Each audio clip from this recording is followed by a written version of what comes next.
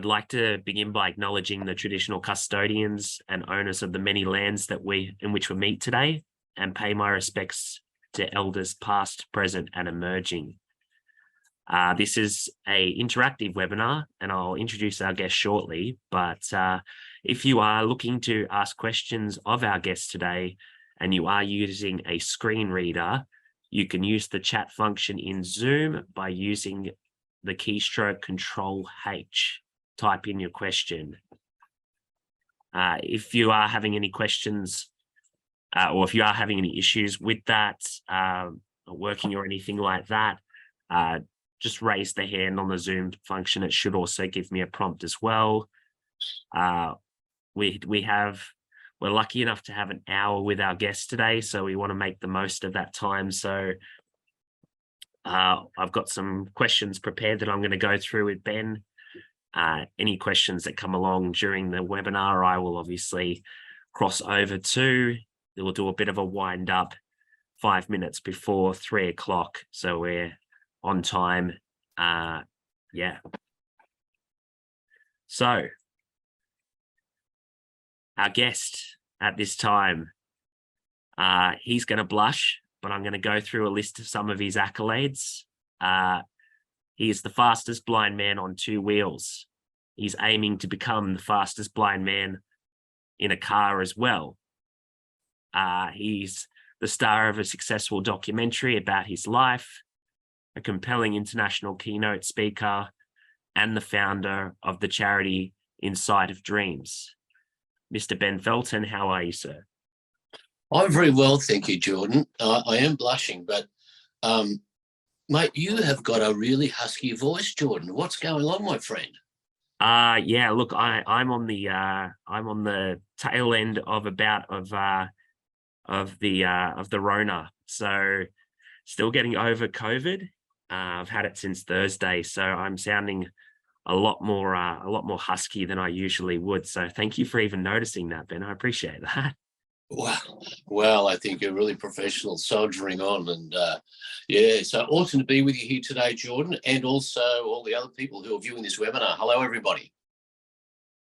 Perfect. So I might just kick off straight away here by asking you to tell us a little bit about your younger self growing up. Yeah, I'd love to know a little bit more about you growing up with an interest in motorsport. Okay, cool. I grew up, Jordan, I grew up in the Blue Mountains, west of Sydney.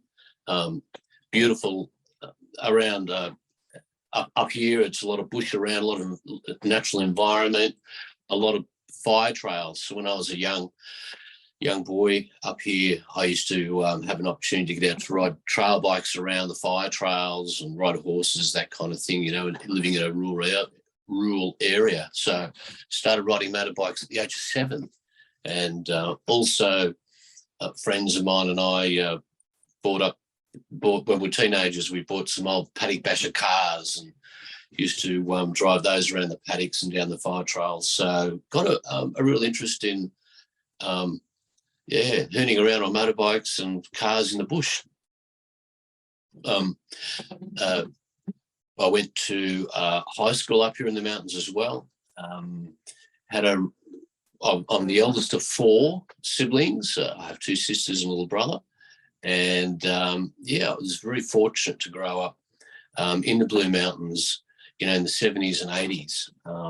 The world's changed a lot since then. So went to my first ever, my dad took me to a motorbike race when I was about 12 years old. My dad rode motorbikes. My grandfather rode motorbikes. And so I had a passion from bikes at a very early age. And, of course, I just loved tinkering around with things, you know, learning and repairing and ultimately engineering. And so, yeah, really interesting, inquisitive mind. So blessed childhood. And, that's where You probably would have been one of those kids where you didn't just come home with little scratches here and there. You came home with big dings out of your knees and ankles and things like that, I imagine. We were always outdoors, riding our BMX bikes and climbing trees and, you know, going on bushwalks and catching yabbies and swimming in water holes, all that sort of stuff. Yeah, loved it. Catching snakes. Yeah. Yeah, that's it, Jordan.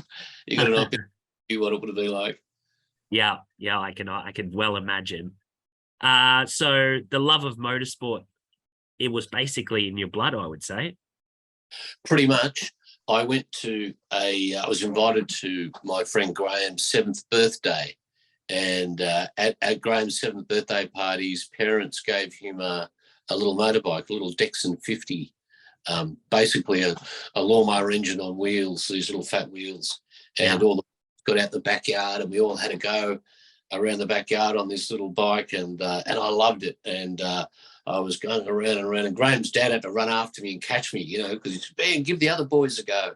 And so from the first time I ever rode a motorbike,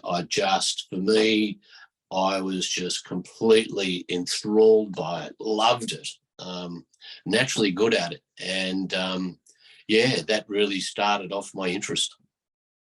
So were you a natural at it from the get-go? I've been told, it's something that you can learn, but I'll be honest, the first time I got into any kind of racing vehicle, I went flying up a straight in a go-kart and went straight into a wall of tires. So it definitely was not something I came natural to. Was it something that you just it just felt right? For me, pretty much, yeah. As soon as I hopped on a motorbike, I had that balance and coordination. But I've been, as I said, grew up in the bush, very active kid, and rode a lot of BMX bikes around and push bikes around, skateboards, So I was pretty fearless, and I would just want to have a go at anything. And so I picked it up really quick, had a real knack for it. And for me, I learnt quickly and advanced, and also had that interest in learning how everything worked. So I was fascinated in the mechanical side of it, how everything worked. And so for me, I was learning to ride the bike and learning how it all worked and learning new skills. And so for me, it was just a fascination. And I had it my entire life, still got that naturally real interest and passion for it. I still listen to the MotoGP. Haven't been able to watch a race for years, but I listen to the races, I listen to the engines and the commentary, and I still get a lot out of it. Do you have like a first memory of motorsport sort of catching that bug? Do you have a memory that sticks in mind? Were you on pit lane while your dad was racing or anything like that? Or was it just a natural sort of affinity? Yeah, look, I've been starting to ride a motorbike at 7, which was really cool. But when I went to my first race, I remember it was probably late 1970s or very early 1980s, and at the racetrack, and I saw a TZ 750. I'm not sure many people will understand it, but a 2-stroke 4-cylinder Yamaha race bike, and watching these bikes going around the track and hearing the engines and the power of them and the speed when I'm standing on the pit lane, and these bikes are just screaming past, and the vibrations going right through you, and the sound and the smell of the burnt fuel and the oil, and I just went, wow, this is unreal. And I do remember that first ever race meeting I went to I just found it the most exciting thing on earth. I'd never experienced anything like it. So yeah, it just grabbed me for the first time, Jordan. And I was lucky enough to ride all sorts of bikes, and went from, riding around the paddocks and the fire trails, got into motocross racing, and got my road license and road racing, and up until my mid-20s. So I really thoroughly loved riding motorcycles. Yeah. So at this particular point in time, we'll get into this sort of side of things. Obviously, a bit of a curveball with your sight loss. Was it something that happened gradually or sudden? Did you know it was coming, or just kind of hit you like a ton of bricks? Yeah, well, it hit me a bit like a ton of bricks. I, the way I was diagnosed, so I've got retinitis pigmentosa. Most of you probably know that RP is a degenerative eye condition, and it gradually deteriorates. But when I was in my teenage years, I had no idea. No one in my family had RP, and I had perfect eyesight. And then one night I was riding my motocross bike down a fire trail at night time. Didn't have a headlight on, of course, and but just riding by the moonlight, and going down this trail. And I rode underneath this canopy of trees, which and when I went into the darkness, the gloom of this canopy of trees over the fire, all of a sudden I couldn't see it. Whoa! And so I panicked and hit the brakes and ran off the fire trail and actually head on into a tree. And I was wearing an open face helmet, and I actually broke my nose and had concussion. So I hit this tree pretty hard and knocked myself out. And when I came to, I'd noticed I'd broken my nose and had a lot of blood everywhere. And I pushed my bike home, and the next morning I told my mum I had a really sore nose and a bit of a headache. So she took me to the doctors, and long story short, referral to Sydney Eye Hospital. And after a series of tests, I was diagnosed with retinitis pigmentosa. I was 15 and a half years old, Jordan. I just a few weeks earlier had passed the entrance exam to join the Australian Navy. I wanted to become an engineer, study engineering, and I had the acceptance letter. Were invited me to do the medical and the psych test, and and I received this diagnosis. And this eye specialist at the time told me that, told my mum, they asked me to leave the waiting room and sit out in the waiting room while they gave my mum the diagnosis, and they told her that I had RP and I was going to go blind one day. They couldn't tell me when, and take him home and buy a billiard table, Jordan. Buy a billiard table. A billiard table. That's what the professor told my mother, and my mum got rather upset by that and said, "He's already got one of those at home. How's that going to help him?" He said, "Well, there's nothing I can do." So that was my experience at a 15 and a half, as a 15 and a half year old. As I said, at the time, my eyesight was still perfect. I could actually read the bottom line of the eye chart, not the 20/20 line, but the very bottom line. And so I had no idea I had a vision impairment or a pending, degenerative eye condition. But it turned my world upside down, Jordan. But after a week or two, I decided the best way for me to cope with all of this was just stick my head in the ground and live in denial, and which I did. And I continued to ride motorbikes and go to school and do all those sorts of things. So I think it's quite interesting the way that things would have changed between now and then. You were just sent from the room, and your mum and your dad, or you were the ones given that news and not yourself, obviously. How did your parents go about broaching the topic with you? Did they sort of wait till you're a little bit did they wait till something wrong happened, or did they sit down with you and have that discussion, or was it like Ben's going to have to figure this out? Or obviously that must have been incredibly hard news to get, that sort of thing. Obviously when it hasn't been something that's been, leading up to or anything like that, it must have been incredibly hard for both them and yourself. When I was sitting in with the eye specialist with my mum and him sitting there, and he was sort of getting to the point where he was about to tell us the findings of their tests. He asked me if I minded just to go and wait outside for a few minutes. And okay, so naively I did, and went out the door and closed the door, and I sat there. And about 10 minutes later, my mum walked into the waiting room. She opened the door, and when she opened the door, I noticed she was crying. I went, "Oh, Mum, what's up?" She goes, "Come on, let's get out of here." And so we hopped in the car and we're driving home, and we're sort of coming down the freeway, and my mum was really quite upset. And I said, "Mum, what's wrong?" And she didn't want to tell me about what the doctor said. And I insisted to my mum that she did. And so here we are driving this car, and my mum told me the story, exactly what I just said, behind the billiard table. And yeah, so it was devastating news. And I was really disappointed. I said, Mum, I said, this is my diagnosis. And I said, and he didn't even have the courage to, give me the diagnosis himself. But more importantly, Mum, he didn't give me the opportunity to ask any questions. Yeah. And look, this is going back a long time ago. I'm talking 40 odd years ago. Yeah. And you weren't exactly, you weren't a young child at the time too. You were at that age where you were starting to branch out into the world a bit.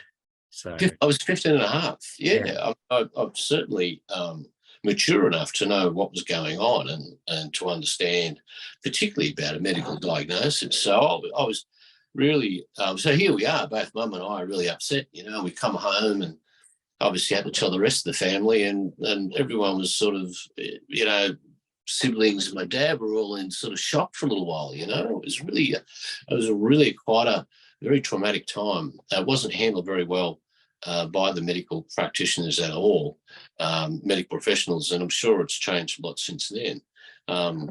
But that was our experience, and it was really quite a traumatic one. And we were on our own, basically. That was it.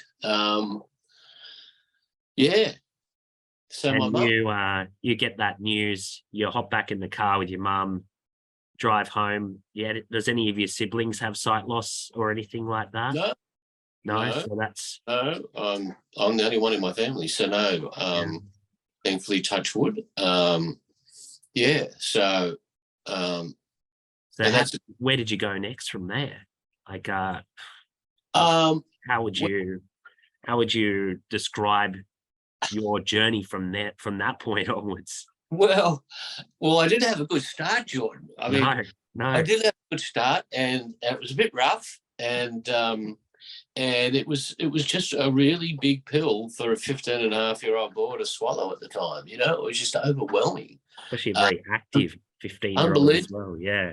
Yeah, and I was a really active kid, and I didn't even notice any vision issue whatsoever. So it just came at a complete shock to everyone in our family. It was just a complete surprise and a shock horror, and so it was shocking to get that news, and it was overwhelming the first few days. And then, once you've got to try and process this, Yeah. I didn't have the internet, mate, or I could just Google anything or anything like that. So I didn't have access to information. And so I felt pretty sorry for myself for the first, week or so. And in fact, I withdrew, became very withdrawn for a few weeks and internalized it, which probably wasn't a good thing to do at the time. And then, and after about 2 weeks, I didn't want to talk about it. I didn't want to know about it. I just thought, at the time, it was just all too much for me, and it's not affecting me right now. So I decided to dig a big hole and bury it, and just pretend it wasn't there. And I went on to live a so-called normal life up until, it reared its ugly head once again. And how did that sort of do that? Well, so I still had very good eyesight until probably my early 20s. Yeah. And then I started noticing night blindness, and I started getting a narrowing of tunnel vision. So I was up, retinitis pigmentosa works. It deteriorates from the outside in and gradually just shrank in. And when I got to so normally you have about 180 degrees of vision.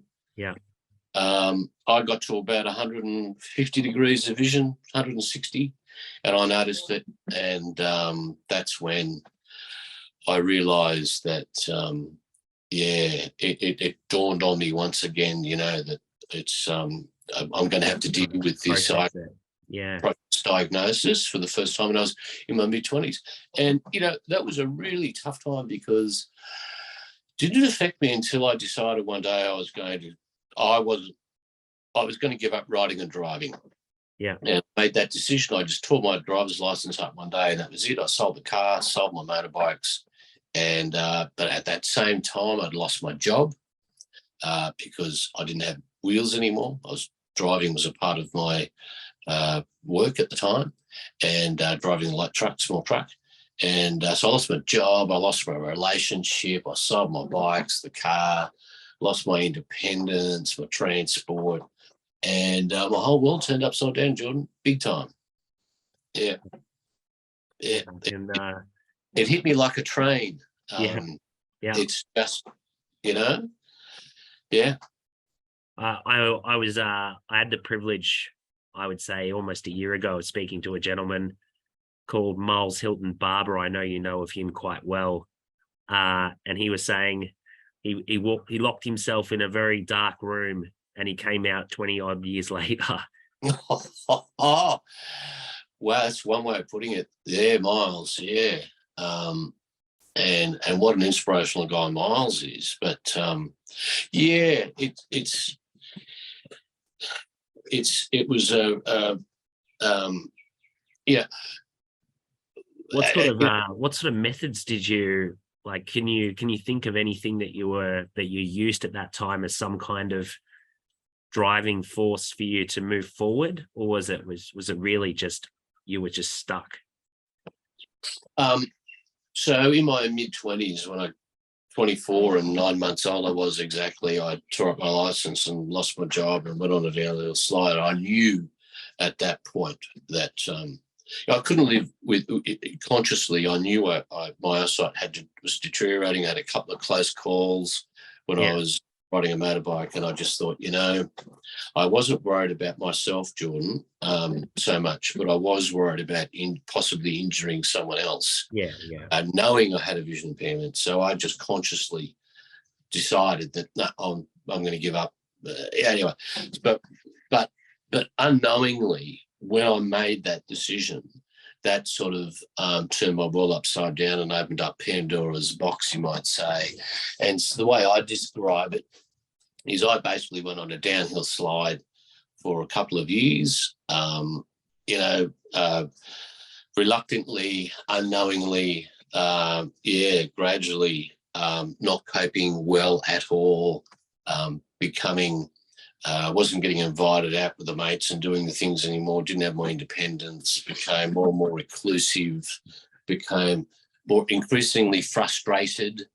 Frustration led to anger, and then I'd have a few beers at the pub one night or something and bump into somebody and anger turned, and so I really didn't cope with it very well at all for about 3 or 4 years. And I got to a point, Jordan, where I just thought to myself, if I keep going down on this downhill slide into the abyss, it's not going to be pretty, and it's not going to end good. I'd lost all sense of hope. I lost a sense of career and a sense of place, values, self-esteem. I really didn't have a sense of community. And it was a really dark, terrible, lonely time. But I got to a point where, I would say I probably became depressed for a while, not having any sense of hope. Or having, any I couldn't see the light,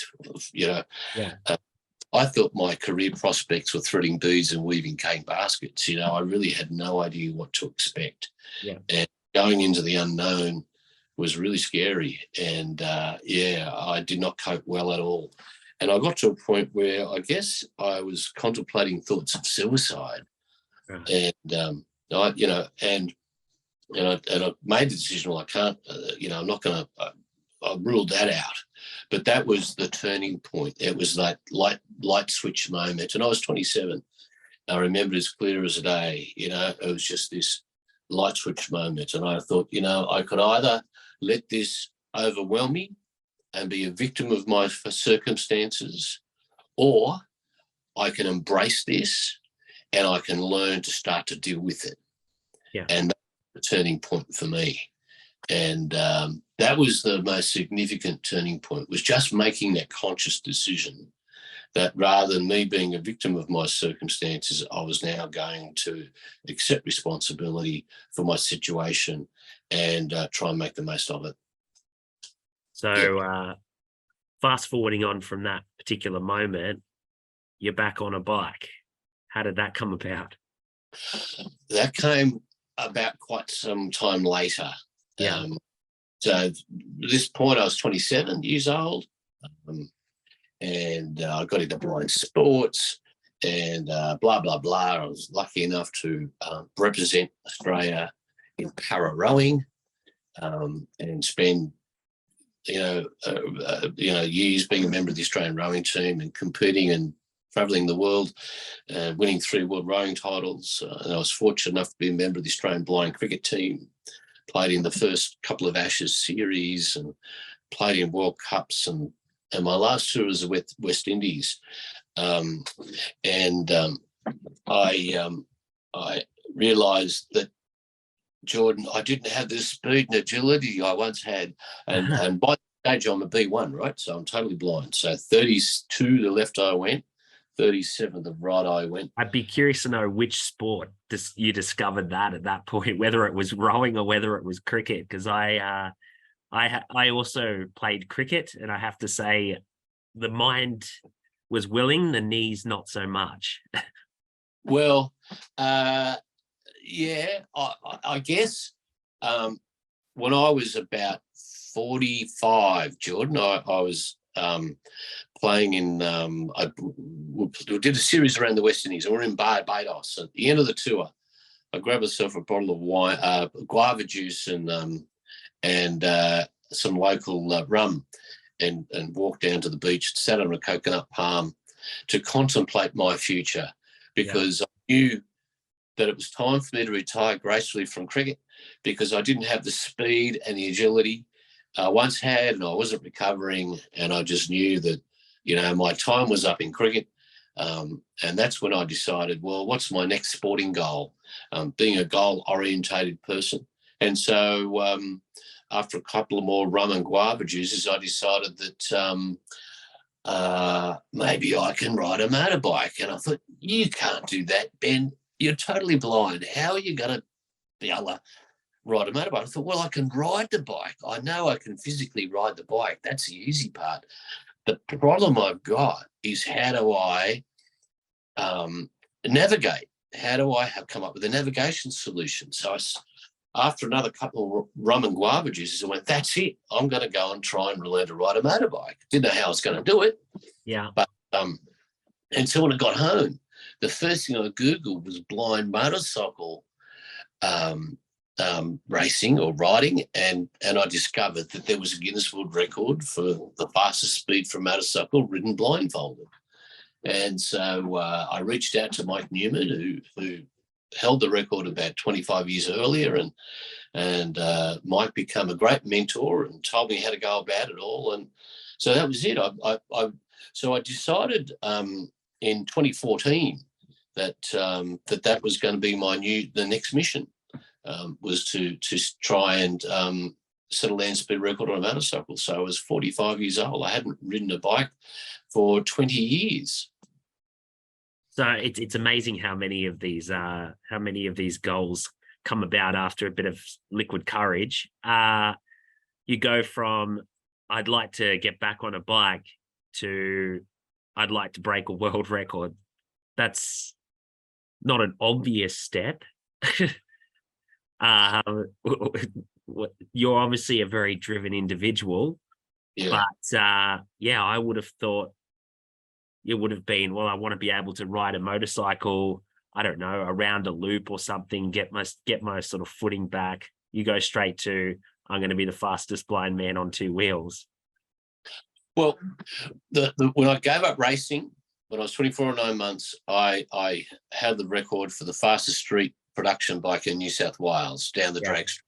Yeah. So drag racing was the last type of motorsport I was doing. So I thought about, where can a blind guy ride a motorbike, Jordan, safely? Right? Yeah. Now, there's all that many places. Yeah. And so I kind of figured that an airport runway would be the go. And if I was going to ride a motorbike on an airport runway, and to make it all financially viable and, so I decided to challenge the Guinness World Record for the fastest speed for a motorcycle ridden blindfold. The record was held by a gentleman by the name of Billy Baxter, and he set the record in 2006 at a speed of 265 kilometres an hour. And I thought, you know what? I reckon I could do that. Because I was doing speeds like that when I could see, so I knew I had been close to that speed before, and I thought I knew I could do it. But I had to solve the navigation problem. And once we solved that problem, so I went for my first land speed record attempt on the 25th of October 2014 on an airport runway at a place called Temora. Temora is halfway between Sydney and Melbourne. Yeah. And it's the longest non-commercial runway in New South Wales. So thinking that would be the ideal place. But lo and behold, Jordan, it's not a good place for blind guys to race motorbikes, because airport runways have a camber on them from the centre. So obviously when it rains, the water just lands on the runway and runs off either side, which is great for drainage. But motorbike tyres want to run down that camber, you see, so it's very hard to steer the bike. And so I nearly killed myself at Temora, ran off the track at 220 kilometres an hour, hit the gravel, complete tank slappers out of control, just missed landing lights, parked car, and about 900 metres later, where I ran off the runway, I stopped about a metre before hitting the perimeter fence. And I realised then that way too dangerous. And but it made the night news. And a few days later, I got a phone call from a gentleman named Steve Charlton, who's the race director of Speed Week. And Steve said, "Oh, you don't know who I am. I saw you on telly." He said, "You should come and race with us." He said, "It's much safer." And I thought, "Oh, who are you guys?" And Dry Lakes Races Australia, and they have an annual event called Speed Week held on the Salt Lakes in South Australia. And Steve says, "Ben, there's no trees, no landing lights, parked cars, nothing you have to worry about hitting." He said, "It's the ideal location for you." And so, lo and behold, to cut a long story short, I was accepted as a member, and I've been competing at Speed Week in open class competitions. So I compete in the 1000cc class. Again, fully sided motorcycle races have been since 2016. So the obvious question is going to be sort of loved ones, friends, family. You tell them, I'm going to strap myself to a 1000cc bike, fly across an airport runway or even the salt flats or anywhere. There must have been a lot of naysayers in that situation. How did you manage with really people you real loved ones saying, "Look, you're going to kill yourself. What are you doing?" Things like that. Yeah. Well, look, that's a fairly common sense, natural approach that a lot of people will come to straight a conclusion. People come to terms with, blind guy racing a motorcycle. What? I must be crazy. But no, I'm not actually. Would you believe it? No, crazy's got nothing to do with it. When I actually sat down and spoke to my mum about this, right? Yeah. My mum, and I sat down and said, "Mum, I want to do this." And she goes, "Oh, okay, that sounds interesting.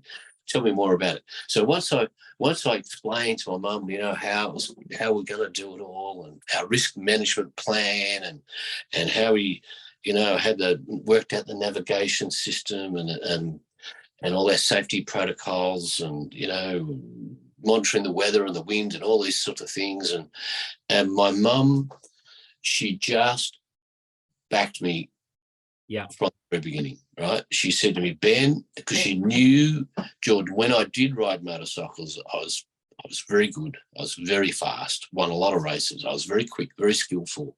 Yeah. Hardly ever crashed, touch wood, and never broken a bone after all the years of racing I did. And my mum knew that I had the skill and the ability to ride a motorcycle. She knew that I had the determination and the tenacity to overcome the barriers for me to ride a motorcycle. And so much so that my mum actually offered to lend me the money to buy a brand new motorcycle to do my land speed record attempt. Yeah. So my mum and my brothers and sisters, they didn't have any doubt at all in my ability. They were concerned about how we were going to manage the risk. Yeah. And so, no, they were behind me all the way from the very beginning. But, yeah, no, naturally, Jordan, totally blind. I've got no sight at all. I'm black in both eyes. People say, how does a totally blind guy ride a motorcycle? They think it's impossible. Yeah. But no, lo and behold, it's not. In fact, it's been done.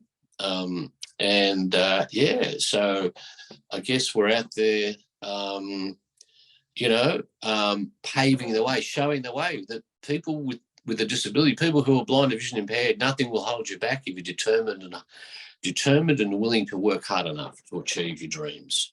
Well, I imagine your family probably would have known you weren't going to take no for an answer anyway. Well, that's a bit of it as well. And they asked lots of questions. And my mum, my mum and my brother and my sisters, the whole family were there.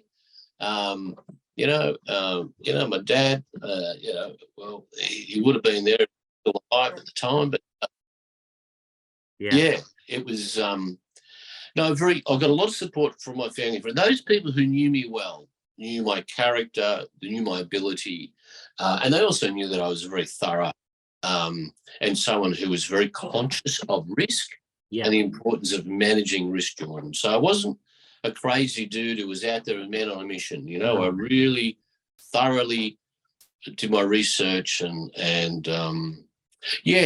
So, mate, for me, it's not about going fast or getting world records, Jordan. That was never my motivation at all. It never has been.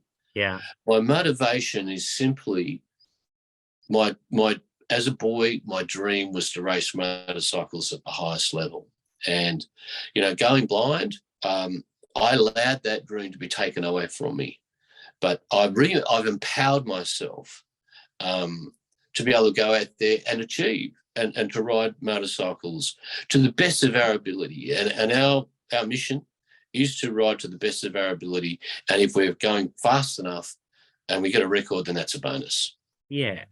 Yeah. And obviously the will, after spending those couple of really, really tough years to challenge yourself, I imagine as well, probably would have been pretty high up on your list as well. It's just so empowering, and I'm just so proud of myself to achieve something that I actually thought was impossible myself as a blind person. So for me to overcome that personal challenge is so, for me, it's just self-rewarding. It's self-satisfying. It's yes, I can do it. I thought that when I went blind, I'd never be able to ride a motorbike again. Well, hey, I can, and I do it pretty well, and I just love it. And I'm fortunate and just blessed that, we had weather and the right people and the right bikes, and we're at the right place at the right time, and we got a world record, we're very lucky. So I am going to get onto that topic. We've not just gone, we're about 10 minutes past halfway through the webinar. So just need to remind people, if you do want to ask some questions through, obviously, if you're using a screen reader, the keystroke is Control H to type a question in the chat function. We have about 20 minutes left of the webinar. If anyone would like to ask a question through. Quick question next on the list, Ben, is obviously going to be about your world record run. How do you find your people to do something like this? Like, what were your methods? Did you just kind of fall into meeting people by chance that were going to help you do this world record, or was it just Did you actively go out seeking people that you thought would be able to help you? How did you how did you move? Well, Obviously, to do what I wanted to do, the race to motorcycle at Speed Week, I had to overcome a whole lot of challenges and potential barriers. And one of them is to be a member. To compete at Speed Week, you had to have a driver's license or a motorcycle license or a racing license, and I didn't have any. I took my license up 25 years earlier, and I thought, geez, how am I going to overcome that problem?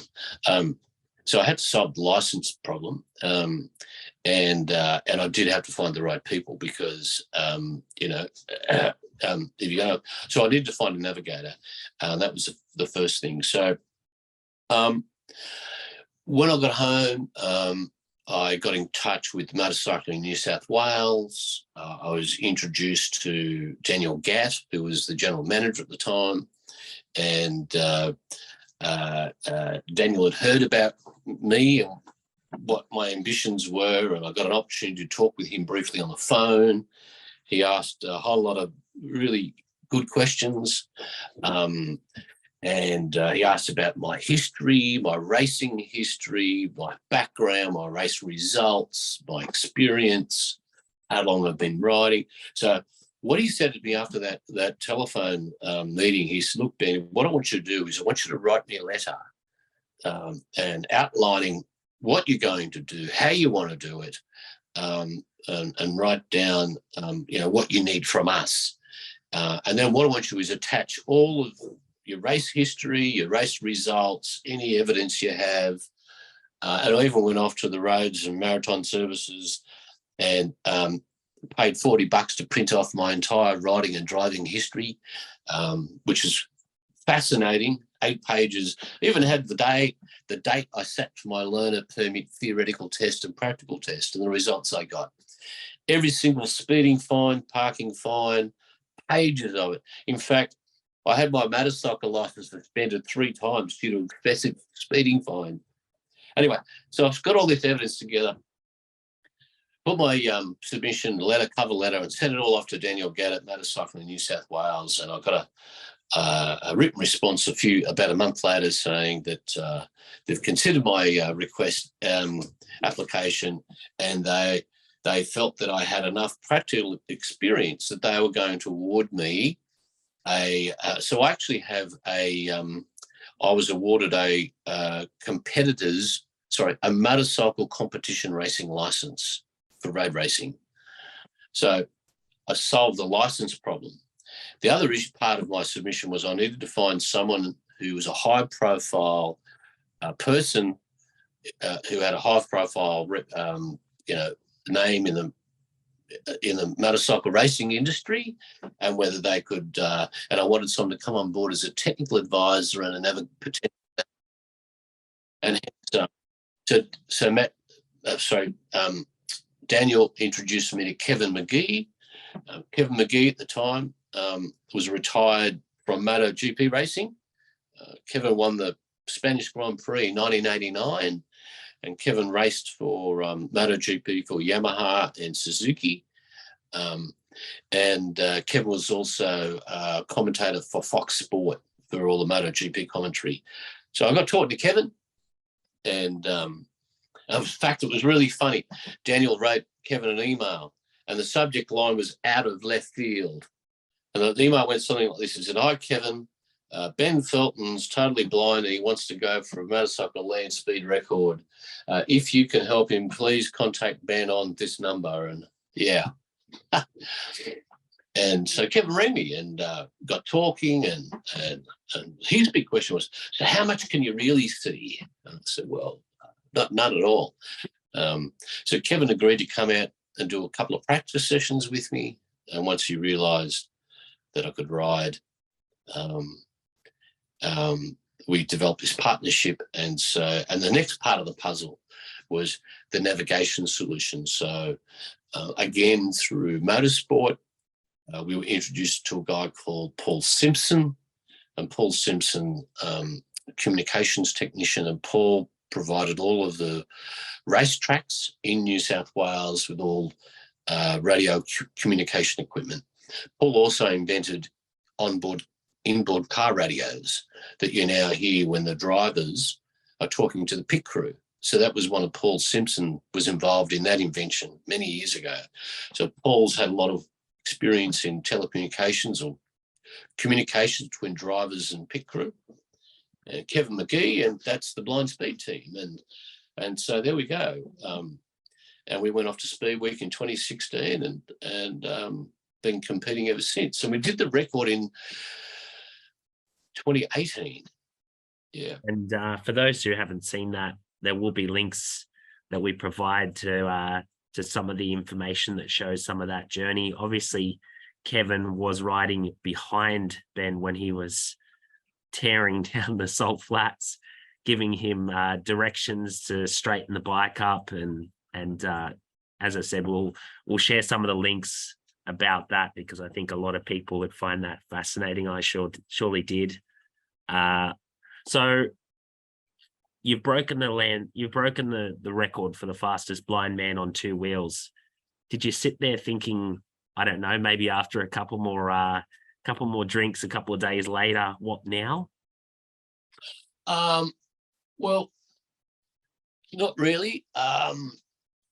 To get the record was just, like 5 years of practice and work, and it was a massive undertaking, and to get it was just such a achievement, and we were just so personally satisfied with that,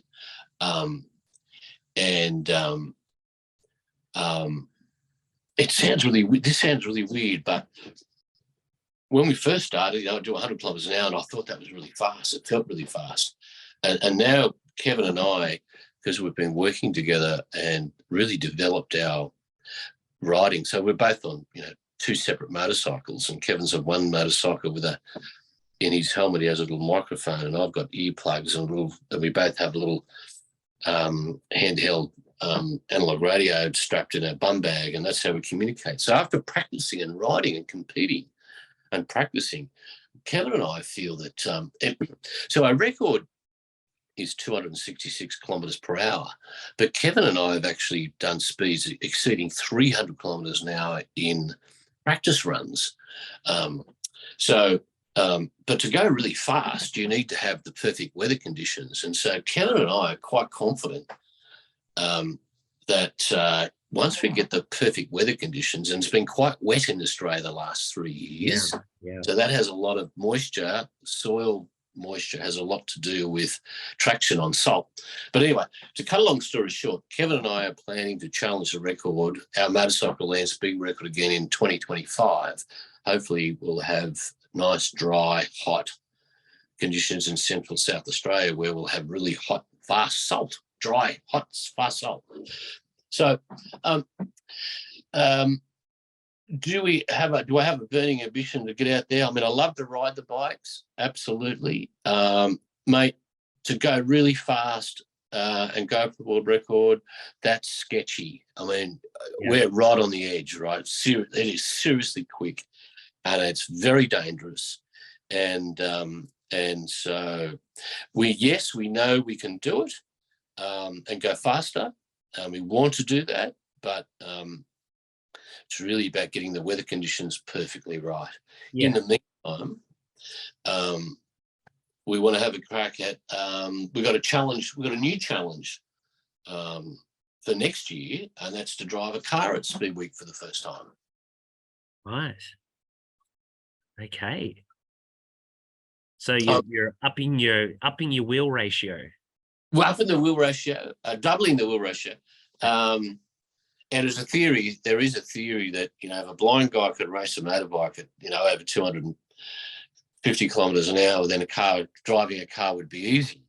I don't quite take that philosophy, but I reckon it'd be a bit easier. But look, the main reason for that, and it's an electric car, by the way, so we've got this hot-looking little Toyota Corolla with a Tesla 3 electric engine in it, so it goes like a scalded cat. It's And so it's an electric car, and we're developing our own navigation system. So using RTK GNSS technology. And so we want to perfect that in the car. And then ultimately, hopefully we can use that technology, hopefully in the long run, where I'll be able to race my motorcycle independently. Wouldn't that be cool? Very cool. Very cool. Really cool. So I'm just mindful of time. I want to get on to some of the things that I've sort of had contact with you over the years now. I've known you for 2 years now. Yeah. So yeah. I personally love that you give a lot back. I want to know a little bit about establishing your charity side of Dreams and your organization Blind Speed, because you haven't exactly been resting on your laurels in between, flying around on motorbikes, have you? Well, no, and yeah. Jordan, the most common question I get from blind and vision impaired people is, Ben, is there any, how could I, I'd love to ride a bike, can I drive a car, how could I? And I get this a lot. I get it all the time, actually. People, blind and vision people love to do it. I get people, letters and emails from all over, emails and stuff on social media from all over the world, fascinated in what we're doing. So for me, Blind Speed, so we put on track days. So track days for people with disability to experience a thrill of motorsport in a safe and controlled environment. What we're doing, Jordan, on Monday the 13th of November, we have a Blind Speed track day planned at Sydney Motorsport Park from 5:30 till 10:30 p.m. And it'll give blind and vision impaired people the opportunity to get behind the wheel of a car and drive the car around the track with a professional driving instructor. So these are dual control learner driver cars with a professional driving instructor. So even someone who's totally blind or someone who's never even driven a car before will have the opportunity to drive a car with an instructor. And then we'll also be offering people hot laps in race cars to do a few hot laps around the racetrack. So that's coming up in November. The last one we did was really successful and really exciting and awesome vibe around the pit area. So I just get so much from that. Inside of Dreams, there's more information coming out on the Blind Speed track days. We'll be promoting that through Vision Australia and Blind Sports Australia. So don't worry, guys. When there's more information available in about a month's time, you'll hear about that through your newsletters and so forth. Inside of Dreams is a charity, a registered charity that we established about 10 years ago. And the aim or the purpose of the charity is to provide people who have acquired a disability, to provide them with one-on-one support, mentoring, peer support, and we've partnered with the Centre for Corporate Health Australia. So we provide professional counselling and mental health support with life. A lot of sort of stuff that you probably would have loved when you were going through your own sight loss journey as well. Some of these sort of things may or may not have been available, which I think needs to be noted as well. That, that's what I'm talking about when I say giving back, giving things that could be helping a lot of people that are dealing with something that you didn't have as much support at the time. Exactly right, Jordan. And when I had the opportunity to give back, I thought, how can I make a positive difference? And I knew how much that I and my family had suffered when we received the diagnosis, the trauma that we went through, the lack of support, the loss of hope, esteem, resilience, all of that stuff. And so that's exactly the reason why we set up Inside of Dreams. And so if anyone is out there who has, had a recent diagnosis, and you should check out www.insight, S-I-G-H-T of Dreams, INSIGHT of Dreams.org. and there's heaps of info there. And yeah, reach out if anyone can help. So yeah, really proud of that. I love Jordan. You know, what helped me through my darkest days in my life is when role model, a guy called Chet Towns, a local blind Paralympian, an athlete. He put his arm around me one day and said, mate, you know, isn't it about time you get on with it? He became a mentor for me, and I know how much of an impact it had on my life. So just want to give back, and that's why we came. We're also looking for other blind and visually impaired people who would like to be a mentor for other people who may be, you know, struggling with their diagnosis. We'll definitely share some of that as well after the webinar. Getting pretty close to our clock off time today. So I'm going to take the opportunity while I've got it to obviously thank you so much for your time. I know how busy you are. So I really appreciate you taking the time to have a bit of a chat to us. I also wanted to sort of finish with one question. We've had a many number of conversations about some really cool stuff over the last couple of years. Our third speaker on our webinar series, Mr. Nick Owen, is joining us from Formula SAE. I know you two have previously met. What can we expect from that? Wow. Nick Owen. Well, he's the man in Australia that has one of the leading experts in Australia around autonomous cars and autonomous electric cars.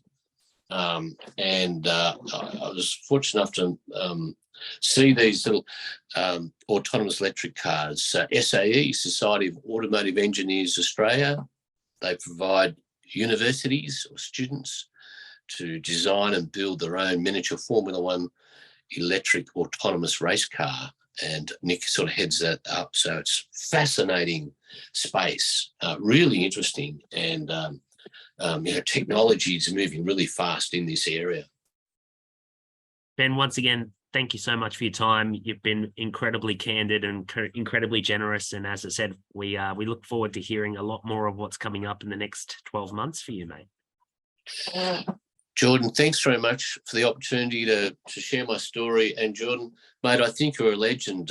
Hanging in there with COVID. You're doing real well, mate. Great stuff. Thanks, buddy. I think you carried this one, mate, but I'll take that. I appreciate it. Well done to you, mate. Thanks, Jordan, for bringing the show on air to everyone.